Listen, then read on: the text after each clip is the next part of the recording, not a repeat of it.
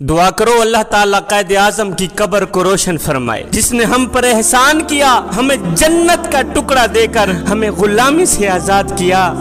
जवानों, क्या 14 अगस्त की रात नाचने वाली रात है? क्या 14 अगस्त की रात रक्स करने की रात है? और नादानो, जिस रब ने हमें इतना बड़ा तोहफा दिया, जिस रब ने हमें इतना बड़ा इनाम दिया कि तुम सारी दुनिया फिर लो, तुम्हें पाकिस्तान जैसा खित्ता नहीं मिलेगा। सारी दुनिया फिर लो, तुम्हें पाकिस्तान जैसी खूबसूरत शक्लें नहीं मिलेंगी। और नादानो, तुम बजाय शुक्र अदा करने के नाच रहे हो, रक्स कर रहे हो, गा रहे हो। क्या तुम दीवाने हो गए हो कि अल्लाह की इतनी बड़ी आजादी की नेमत का शुक्र तुम नाचने से कर रहे हो?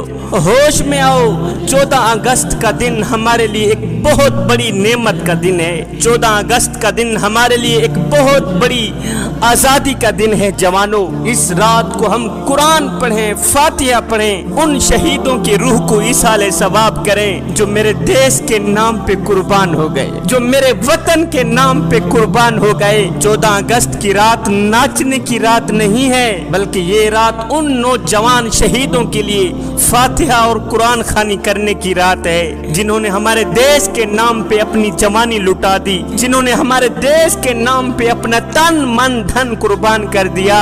जवानों, खुदा के लिए इस देश की कदर करो। हमारे बड़ों ने ये देश नाचने के लिए नहीं बनाया था, जुल्म सितम के लिए नहीं बनाया था। अगर इस देश में जुल्म सितम ही करना था तो उन नौजवानों को वतन के लिए ज़िबा करने की क्या जरूरत थी? अगर सूद के बड़े बड़े निजाम ही चलाने थे तो मुझे बताओ, उन नौजवानों को कुर्बान करने की क्या जरूरत थी? अगर आवारगी को ही तहजीब बनाना था, अगर देश की अदालतों ने बिक ही जाना था, तो फिर उन जवानों को सर तन से जुदा करने की क्या जरूरत थी मियाँ? और ये कैसा इत्तेफाक है, जहाँ घर बिक जाएं, जायदादें बिक जाएं, जमीनें बिक जाएं, घर के बर्तन बिक जाएं, लेकिन फिर भी वकील की फीस पूरी ना हो रही हो।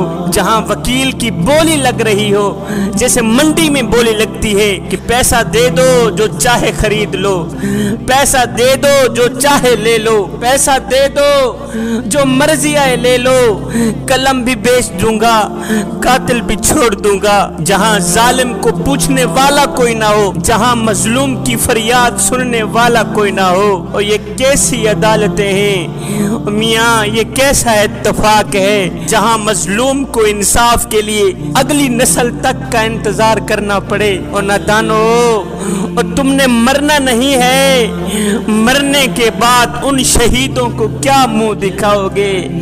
मरने के बाद उन शहीदों को कौन सी शक्ल दिखाओगे जिन शहीदों ने तुम्हारे देश के नाम पर तुम्हारी आजादी के लिए अपना तन मन धन कुर्बान कर दिया, जिन शहीदों ने तुम्हारी आजादी के लिए, तुम्हारे वतन के लिए, तुम्हारे देश के लिए अपनी कीमती जवानी लुटा दी। और नादानो, मरने के बाद उन शहीदों को क्या मुंह दिखाओगे जो तुम्हें बचाकर तुम्हारे देश के लिए अपनी जानें लुटा कर गए? उन शहीदों को क्या मुंह दिखाओगे मियाँ? जवानों, आओ हम 14 अगस्त इस तरह मनाएं, हम 14 अगस्त की रात इस तरह मनाएं कि आज से हम अहद करें, आज के बाद हम मजलूमों पर जुल्म नहीं करेंगे, आज के बाद हम पाकिस्तान की सरजमीन पर जुल्म नहीं होने देंगे, खून नहीं बहाने देंगे। आओ 14 अगस्त हम इस तरह मनाएं कि आज के बाद हम झूठ नहीं बोलेंगे, हम धोखा नहीं करेंगे, फराड नहीं करेंगे, मुल्क के साथ गद्दारी नहीं करेंगे, मुल्क में रहने वाले किसी भी शख्स के साथ बुरा सलूक नहीं करेंगे, अपने वतन की खुद हिफाजत करेंगे, अपने वतन में रहने वाले हर एक गरीब की खुद देखभाल करेंगे। इस वतन की मिट्टी ने हमें आजाद किया, इस पाक मिट्टी पर हम जुल्म नहीं होने देंगे, इस पाक मिट्टी पर हम खून नहीं बहाने देंगे। घर के दरवाजे के बाहर, मोहल्ले की गली हम खुद ही साफ रखेंगे, हम खुद ही पक्की कराएंगे, मजलूमों का साथ देंगे, मजलूमों की फरियाद सुनेंगे, गरीबों की मदद करेंगे, गरीबों की खिदमत करेंगे। जवानों, ये वो चीजें हैं जिससे हमारा मुल्क और ज्यादा खूबसूरत होगा। یہ وہ چیزیں ہیں جس سے ہمارا ملک اور زیادہ ترقی کرے گا۔ میرے حضور علیہ الصلوۃ والسلام وضو فرما رہے ہیں، صحابی میں قربان جاؤں، یہ وضو کا پانی نیچے سے لے کر کوئی منہ پہ مل رہا ہے، کوئی پی رہا ہے تو کوئی اپنے جسم پہ مل رہا ہے۔ میرے حضور علیہ السلام وضو فرما رہے ہیں، صحابی یہ وضو کا پانی نیچے سے لے کر کوئی پی رہا ہے، کوئی منہ پہ مل رہا ہے، کوئی جسم پہ مل رہا ہے۔ فرمایا میرے کریم نبی نے، صحابیوں یہ کیوں کر رہے ہو؟ کہنے لگے یا رسول اللہ یہ آپ کی محبت ہی کرا رہی ہے، حضور یہ آپ کا عشق ہی کرا رہا ہے۔ میرے حضور علیہ السلام نے فرمایا صحابیوں آؤ میں تمہیں بتاتا ہوں کہ میری امت میں مجھ سے محبت کرنے والا کون ہوگا۔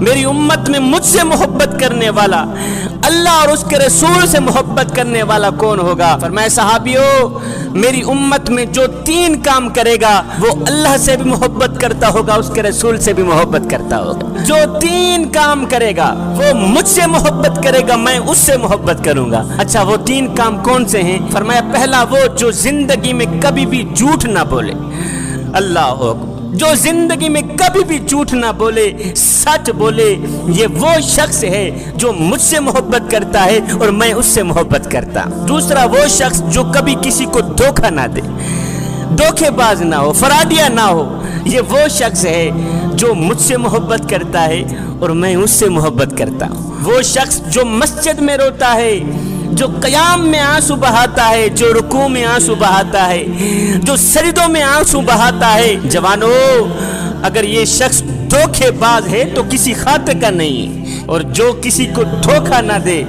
جو کسی سے فراڈ نہ کرے، وہ معاشرے کا سب سے بڑا انسان ہے، وہ معاشرے کا عظیم انسان ہے۔ یہ وہ انسان ہے جو اللہ سے محبت کرتا ہے اور اللہ اس سے محبت کرتا ہے۔ فرمایا میرے حضور علیہ السلام نے تیسری مجھ سے محبت کی نشانی یہ ہے کہ مجھ سے محبت کرنے والا اچھے اخلاق والا ہوگا، جس کا اخلاق اچھا ہوگا، جو ہر کسی کے ساتھ اچھے اخلاق سے پیش آئے گا، جو پڑوسیوں کا بھی خیال رکھے گا، جو پڑوسیوں کے ساتھ اچھا سلوک کرے گا۔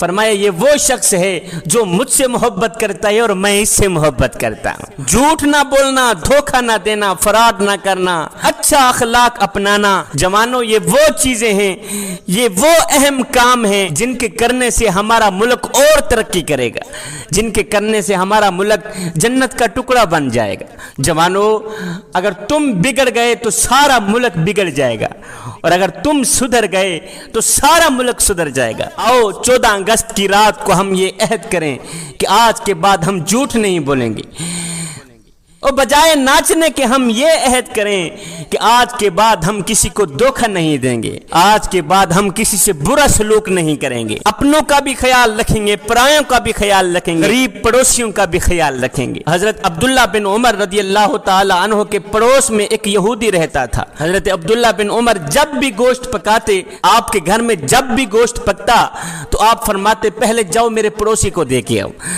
پہلے جاؤ یہودی کو دے کے آؤ۔ کہا پہلے میرے پڑوسی کو بھیجو پھر میں کھاؤں گا، پہلے میرا پڑوسی کھائے گا پھر میں کھاؤں گا۔ فرمایا اگر تمہارے محلے میں کوئی یہودی رہتا ہے، اگر تمہارے محلے میں کوئی عیسائی رہتا ہے، سنی رہتا ہے، وہابی رہتا ہے، شیعہ رہتا ہے، دیوبندی رہتا ہے، یا کوئی غیر مسلم رہتا ہے، اس کا حساب وہ خود دے گا، لیکن اگر روٹی نہ ملنے کی وجہ سے رات کو بھوکا سو گیا، اے بندے اس کا حساب تجھے دینا پڑے گا۔